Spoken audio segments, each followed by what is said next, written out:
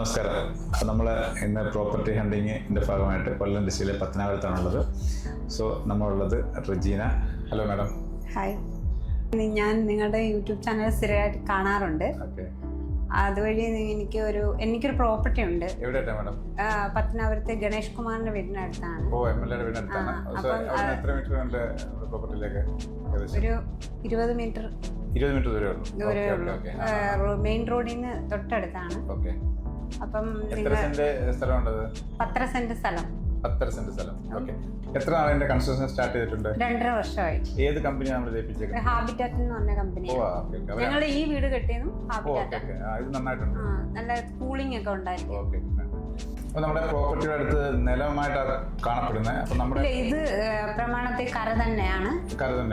Okay. നമ്മളതിന്റെ soil test ഒക്കെ ചെയ്തു. അതൊക്കെ ടെസ്റ്റ് ഒക്കെ എടുത്തായിരുന്നു. അന്നേരം കുറച്ച് പൈലിംഗ് ചെയ്യണമെന്ന് പറഞ്ഞായിരുന്നു. പൈല് ചെയ്ത് വളരെ സ്ട്രോങ് ആയിട്ടാണ് കൺസ്ട്രക്ട് ചെയ്തിരിക്കുന്നത്. എന്തുകൊണ്ടാണ് ആ ഒരു കട്ട, അതായത് നമ്മൾ മൺകട്ട പോലത്തെ ഒരു കൺസ്ട്രക്ഷൻ മെത്തേഡ് അവലംബിച്ചിരിക്കുന്നത്? അത് നല്ല കൂളിംഗ്. ഞങ്ങളുടെ ഈ വീടും അതേപോലെ തന്നെയാണ് ചെയ്തേക്കുന്നത്. അങ്ങനെയുള്ള വീടുകൾക്ക് പ്രത്യേക പേര് എന്തെങ്കിലും ഉണ്ടോ? ഇന്റർലോക്ക് ചെയ്ത ഇന്റർലോക്കിംഗ് ബ്ലോക്സ് ആണ് അത്. നല്ല സ്ട്രോങ് ആണ്. ഭയങ്കര കൂളിംഗ് ആണ്.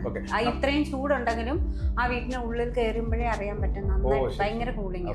അപ്പൊ നമ്മളിപ്പം ഈ കൺസ്ട്രക്ഷന് വേണ്ടുന്ന മെറ്റീരിയൽ നമ്മൾ എടുത്തു കൊടുത്താണോ അതോ അവർ തന്നെ എടുത്ത് ചെയ്യുമായിരുന്നു? ഞങ്ങൾ തന്നെ എടുത്തു കൊടുത്തായിരുന്നു. എന്ന് വെച്ചാൽ എല്ലാം നല്ലതായിട്ടിരിക്കണം എന്ന് പറഞ്ഞിട്ട് ഞങ്ങൾ തന്നെ എടുത്തു കൊടുത്തു. അതായത് ക്ലയന്റ് നേരിട്ടാണ് ഇതിന് വേണ്ടുന്ന മെറ്റീരിയൽസ് എല്ലാം എടുത്തു കൊടുത്ത് ഒരു കൺസ്ട്രക്ഷൻ കമ്പനി മേൽനോട്ടം നിൽക്കാൻ വേണ്ടി മാത്രമേ ഏൽപ്പിച്ചിട്ടുള്ളൂ. ബാക്കിയെല്ലാം അവർ തന്നെ ചെയ്തതാണ്.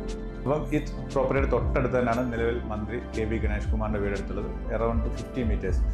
അത് കൂടാതെ ഇനി ഒരു 1 കിലോമീറ്ററിനുള്ളിലായിട്ട് നമുക്കൊരു ഗവൺമെൻറ് ഹോസ്പിറ്റൽ വരുന്നുണ്ട്. ഒരു 7-4 ആണെന്ന് തോന്നുന്നു, അല്ലെ? 7 നിലയ്ക്കുള്ള ഒരു ഗവൺമെൻറ് ഹോസ്പിറ്റൽ വരുന്നുണ്ട്. ടൗണ് നിയർ ബൈ ആണ്. നമ്മുടെ ഇതിൽ എത്ര ബെഡ്റൂം ആണുള്ളത്? 3 ബെഡ്റൂംസ് ആണ്. താഴെ എത്രയാണുള്ളത്? താഴെ ഒരു ബെഡ്റൂം ആണ്. മുകളിൽ രണ്ടെണ്ണം. ഓക്കെ. അപ്പം നിലവിൽ അതിൽ കിണറൊക്കെ നമ്മൾ കിണറൊക്കെ ഉണ്ട്. ബോർവെല്ലാണോ? നോർമലായിട്ടാണ്. വെള്ളത്തിനൊക്കെ ഒരു കുഴപ്പമില്ല.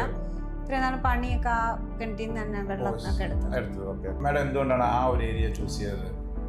ടൗണിനടുത്തായാലും നല്ലൊരു അറ്റ്മോസ്ഫിയർ ആണ് അവിടെ.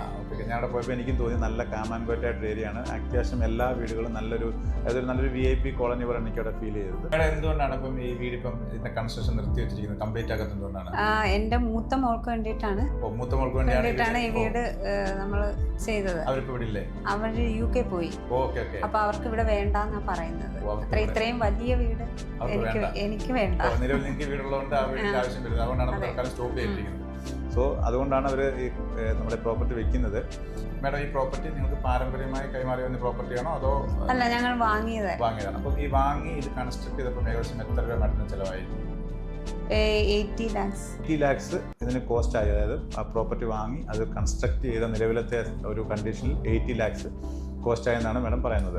അപ്പോൾ അതിന്റെ ഇതിന് ഉപയോഗിച്ച മെറ്റീരിയലും ടൈലിങ് അങ്ങനെയുള്ള കാര്യങ്ങളെല്ലാം നമ്മുടെ ഉണ്ടോ? എല്ലാം ഉണ്ട്. എല്ലാ ലിസ്റ്റും. അപ്പോൾ ഇതിനുവേണ്ടി മുടക്കിയ എല്ലാ സാധനങ്ങളുടെയും ലിസ്റ്റ് അവരുടെ ഉണ്ടെന്നാണ് അവർ പറയുന്നത്. അപ്പോൾ ഈ പ്രോപ്പർട്ടി വാങ്ങിച്ചിട്ട് ഏകദേശം 4 വർഷമായി. അപ്പം 80 lakh അവർക്ക് ചിലവായതുകൊണ്ട് ഇപ്പം മാഡം എത്രയാണ് ഇപ്പം എക്സ്പെക്ട് ചെയ്യുന്നത്?